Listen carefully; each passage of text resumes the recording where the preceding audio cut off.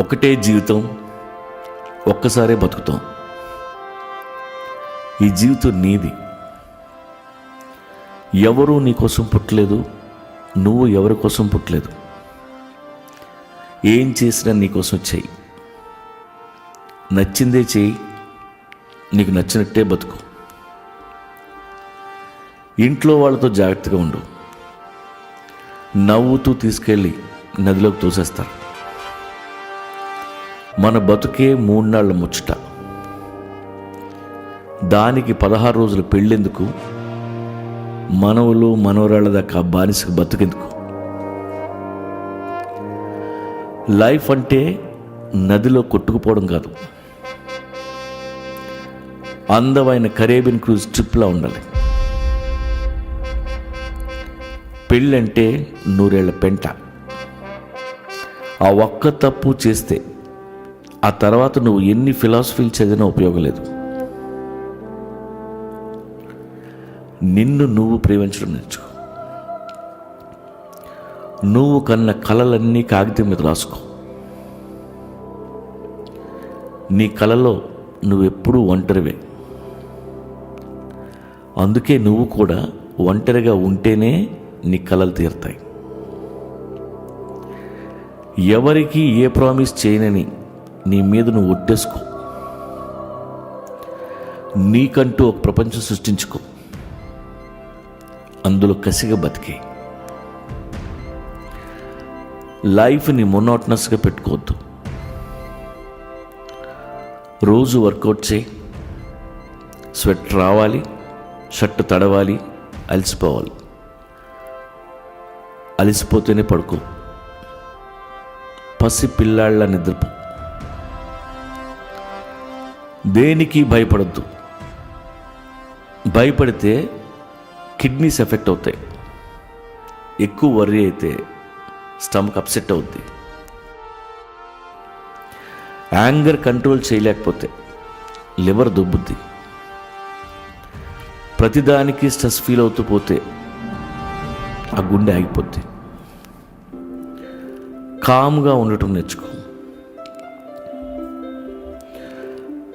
మతాలు గ్రంథాలు మనకెందుకు? ఆ కుక్కలా సరదాగా ఉండగలిగితే చాలు. నువ్వు మెడిటేషన్ చేయక్కర్లేదు. కాస్త సెన్స్ ఆఫ్ హ్యూమర్ ఉంటే నవ్వుకుంటూ బతికేయచ్చు. పనే దైవం అనుకుంటే నీకు ఏ దేవుడు అవసరం లేదు. స్పెషల్గా దేశానికి సేవ చేయని అవసరం లేదు. 10 మందికి తిండి పెట్టాలి. సొసైటీని సీరియస్గా తీసుకోవద్దు.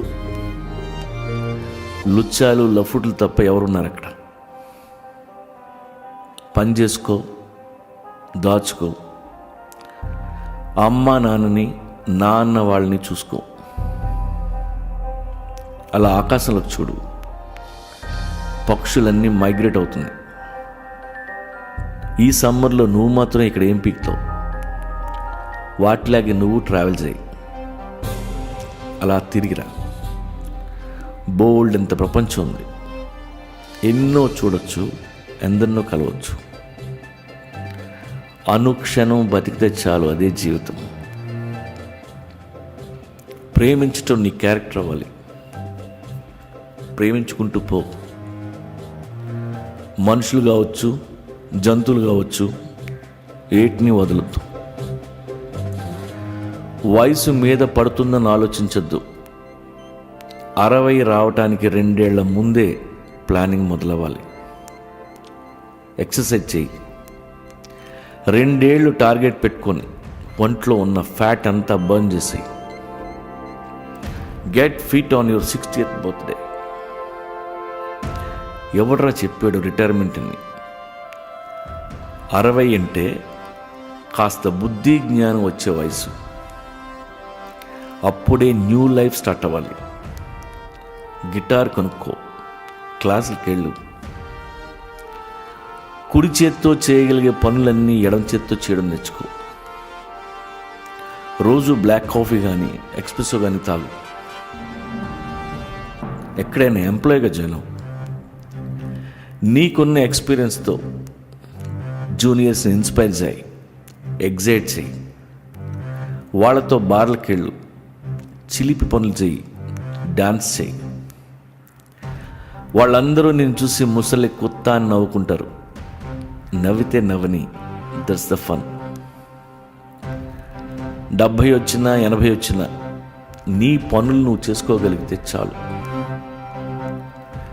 క్లైమాక్స్ బాగుంటేనే సూపర్ హిట్ అవుద్ది. Make your life A block buster. ఇది ఫిలాసఫీ కాదు, common sense. Make this as your life anthem.